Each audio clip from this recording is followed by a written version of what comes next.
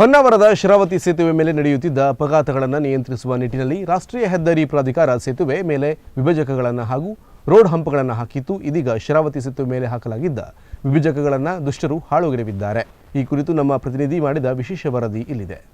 ಚತುಷ್ಪಥದಲ್ಲಿ ಓಡಾಡುವ ವಾಹನಗಳು ಶರಾವತಿಯ ಸೇತುವೆ ಮೇಲೆ ಚಲಿಸುವಾಗ ಒಂದರ ಹಿಂದೊಂದೇ ಸಾಗದ ಕಾರಣದಿಂದಾಗಿ ಕಳೆದ 3 ತಿಂಗಳಲ್ಲಿ ಮುಖಾಮುಖಿ ಅಪಘಾತ ಸಂಭವಿಸಿ 5 ಸ್ಥಳದಲ್ಲಿ ಮೃತಪಟ್ಟಿದ್ರು. ಈ ಘಟನೆಯ ಬೆನ್ನಲ್ಲೇ ಜನರ ಆಗ್ರಹ ಮತ್ತು ರೋಷವನ್ನ ಕಂಡು ಹೆದ್ದಾರಿ ಇಲಾಖೆ ಸೇತುವೆಗೆ ತುರ್ತು ದೀಪ ಅಳವಡಿಸಿತು. ಅಲ್ಲಲ್ಲಿ ಹಂಪ್ಗಳನ್ನು ಅಳವಡಿಸಿ ವಿಭಜಕಗಳನ್ನು ಗಟ್ಟಿಯಾಗಿ ಕೂರಿಸಿತು.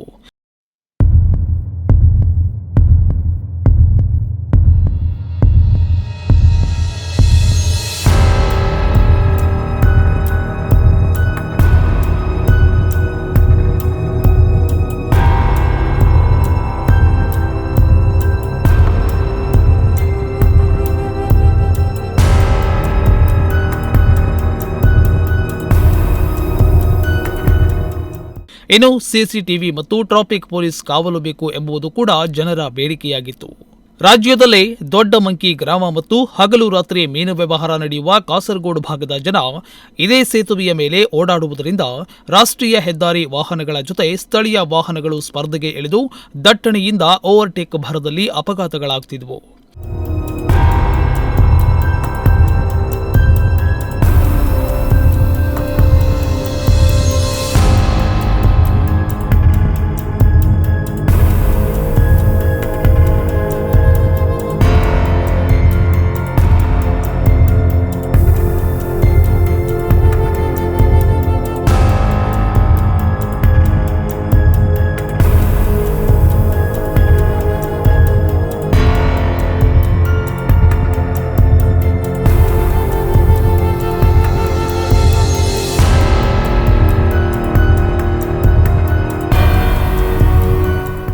ಇದೀಗ ಅಪಘಾತ ನಿಯಂತ್ರಣಕ್ಕಾಗಿ ಹಾಕಲಾಗಿದ್ದ ವಿಭಜಕಗಳು ಕೂಡ ಎರ್ರಾಬಿರಿ ವಾಹನ ಚಾಲನೆಗೆ ಅಪ್ಪಚ್ಚಿಯಾಗಿ ಹಾಳಾಗಿ ಹೋಗಿವೆ. ವಿಭಜಕ ಕೂರಿಸಿದ ಕೇವಲ ಒಂದೇ ತಿಂಗಳಲ್ಲಿ ಒಂದೊಂದಾಗಿ ವಿಭಜಕಗಳನ್ನು ಓವರ್ಟೇಕ್ ಸಾಧ್ಯವಾಗದೆ ಕಿತ್ತು ಈಗ 90% ವಿಭಜಕಗಳು ನಾಶವಾಗಿವೆ.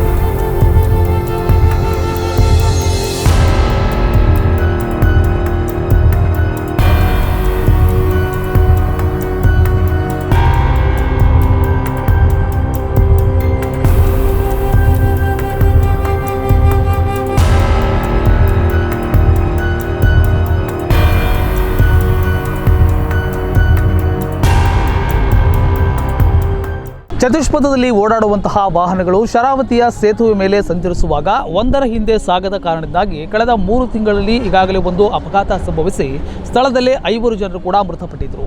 ಈ ಘಟನೆ ಬೆನ್ನಲ್ಲೇ ಈಗಾಗಲೇ ಜನರ ಆಗ್ರಹ ಮತ್ತು ಅವರ ಆಕ್ರೋಶಕ್ಕೆ ಸಂಬಂಧಿಸಿದಂತೆ ಕೆಲವೊಂದಿಷ್ಟು ಬೇಡಿಕೆಗಳನ್ನು ಇಡಲಾಗಿತ್ತು. ಮತ್ತು ಈಗಾಗಲೇ ಹೆದ್ದಾರಿಯ ಸೇತುವೆಯ ಪಕ್ಕದಲ್ಲಿ ಬೀದಿ ದೀಪಗಳನ್ನು ಅಳವಡಿಸಬೇಕು ಮತ್ತು ಸೇತುವೆಯಲ್ಲಿ ಸಿಸಿ ಕ್ಯಾಮೆರಾಗಳನ್ನು ಹಾಕಬೇಕು ಮತ್ತು ವಿಭಜಕಗಳನ್ನು ಹಾಕುವ ಮೂಲಕ ಅಪಘಾತಗಳನ್ನು ನಿಯಂತ್ರಣ ಮಾಡಬೇಕು ಅಂತ ಈಗಾಗಲೇ ಕೂಡ ಜನರು ಕೂಡ ಆಗ್ರಹವನ್ನು ಮಾಡಿದರು. ಈ ಆಗ್ರಹಕ್ಕೆ ಸಂಬಂಧಿಸಿದಂತೆ ಈಗಾಗಲೇ ರಾಷ್ಟ್ರೀಯ ಹೆದ್ದಾರಿ ಪ್ರಾಧಿಕಾರ ಕೂಡ ಸೇತುವೆ ಪಕ್ಕದಲ್ಲಿ ಬೀದಿ ದೀಪಗಳನ್ನು ಅಳವಡಿಸಲಾಗಿತ್ತು. ಜೊತೆಗೆ ವಿಭಜಕಗಳನ್ನು ಕೂಡ ಹಾಕಲಾಗಿತ್ತು ಮತ್ತು ವಾಹನಗಳ ವೇಗವನ್ನು ಕಡಿಮೆ ಮಾಡುವ ನಿಟ್ಟಿನಲ್ಲಿ ಕೂಡ ಈಗಾಗಲೇ ರೋಡ್ ಹಂಪ್ಸ್ಗಳನ್ನು ಕೂಡ ಹಾಕಲಾಗಿತ್ತು.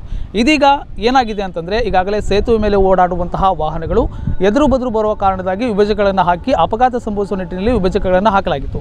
ಇದೀಗ ಹಾಕಿರುವಂತಹ ವಿಭಜಕಗಳು ಕೇವಲ ಒಂದೇ ತಿಂಗಳಲ್ಲಿ 90% ಕೂಡ ಹಾಳಾಗಿ ಹೋಗಿರುವಂಥದ್ದು. ಕೇರಳಕ್ಕೆ ಮೀನು ಸಾಗಾಟಗಾರರು ಮತ್ತು ಸ್ಥಳೀಯ ಕಳ್ಳ ರೀತಿ ಸಾಗಾಟಗಾರರು ಅತಿ ವೇಗವಾಗಿ ವಾಹನವನ್ನು ಓಡಿಸುತ್ತಾರೆ.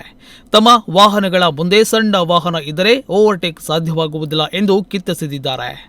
ಇಂಥವರ ಮೇಲೆ ಕಠಿಣ ಕ್ರಮ ಅನಿವಾರ್ಯವಾಗಿದ್ದು ಅಲ್ಲಲ್ಲಿ ಸಿಸಿಟಿವಿ ಕ್ಯಾಮೆರಾ ಕೂರಿಸಿ ಇಂಥವರನ್ನ ಹಿಡಿದು ಶಿಕ್ಷಿಸಬೇಕು. ಅತಿ ವೇಗವಾಗಿ ಸೇತುವೆ ಪ್ರವೇಶಿಸುವವರನ್ನ ಪೊಲೀಸರು ತಡೆದು ದಂಡ ಹಾಕಬೇಕು.